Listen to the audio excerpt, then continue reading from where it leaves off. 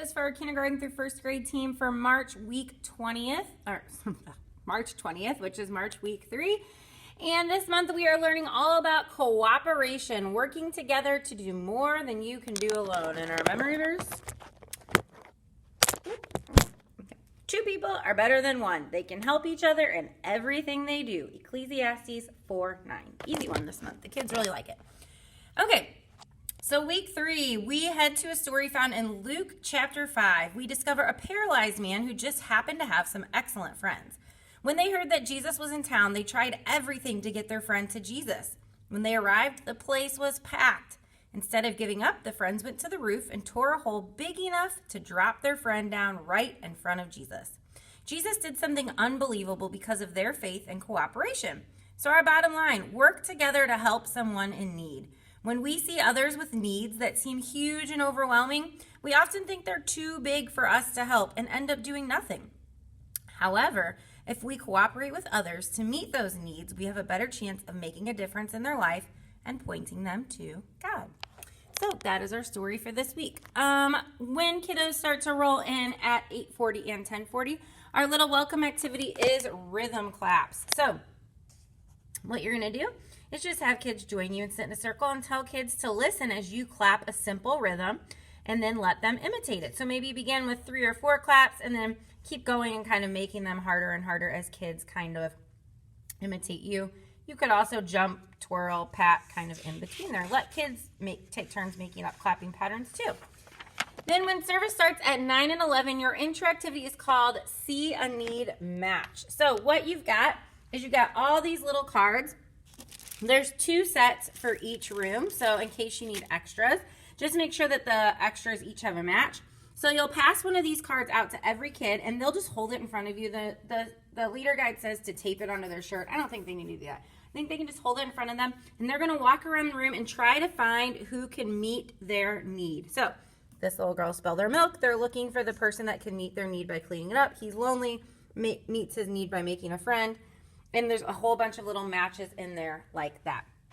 So they're going to try to find their partner and explain how the partners meet the need of their friend. So you can sit together, have them sit down with their partners and have them stand up a pair at a time and kind of show how their friend had met their need.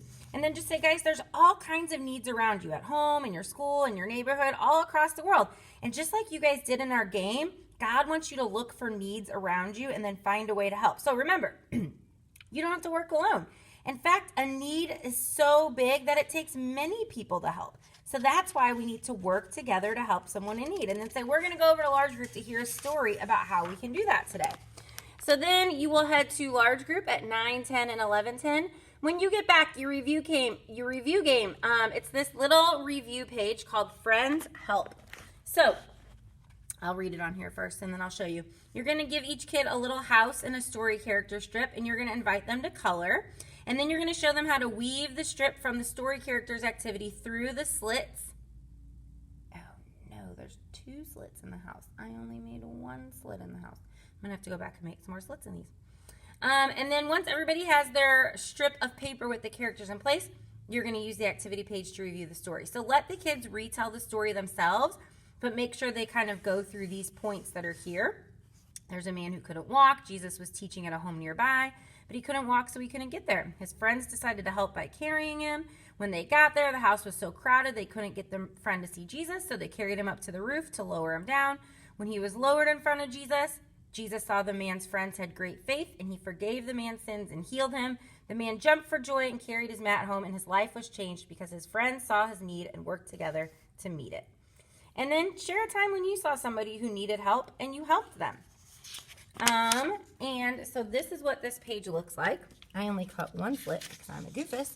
So you'll slide this down and then the story pictures will be in there. So I only cut 1 slit, but there would be 4 slits to cut. And you would kind of slide this in and their thing will feed back through so that you can see the picture in here. I will finish cutting all those slits. Sorry about that. So they're going to color that and then slide it through. So that's the review. Then for their memory verse activity, what you're going to do is, first of all, practice the memory verse with the hand motions. Make sure all the kids know it. You can show them how to look it up in the Bible. And then you're going to put kids, you can pair them up or just put them in little small groups, and you're going to say, okay, you guys are going to say the memory verse while you do the floss. This group is going to say the memory verse while they're doing the twist. This group will say it while they're playing the air guitar. And just have different groups kind of perform their memory verse, or you could do it all as one big group doing those different activities. And you'll just say, this verse sounded great with your guys' little jam session music and beats, and it looked great too.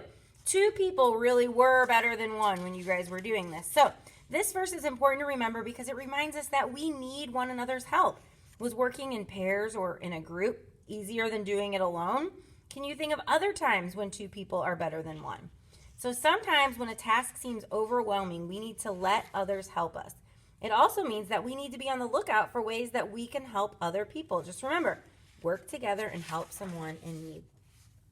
And then finally for prayer, kind of look back at those meet a need cards from the very beginning and just again review some ways that kids can meet needs of those in their community and their family, things like that.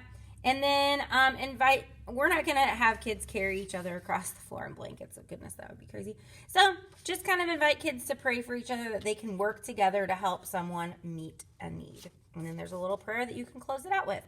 I also have this story marked in the Action Bible. I think it's a great visual of what the houses would have looked like. Them digging a hole in the top of the house, lowering their friend down to see Jesus, and Jesus healing him, and he's happy because he can walk. So maybe while kids are eating a snack, you could read them the story out of that Bible. So that is it this week, guys. Make sure you look for any birthdays that might be in your room. Thank you guys so much for serving. You are all seriously just amazing. I'm so, so grateful for you. Oak Bridge Kids just could not be Oak Bridge Kids without you guys. So thanks for serving, and we'll see you on Sunday.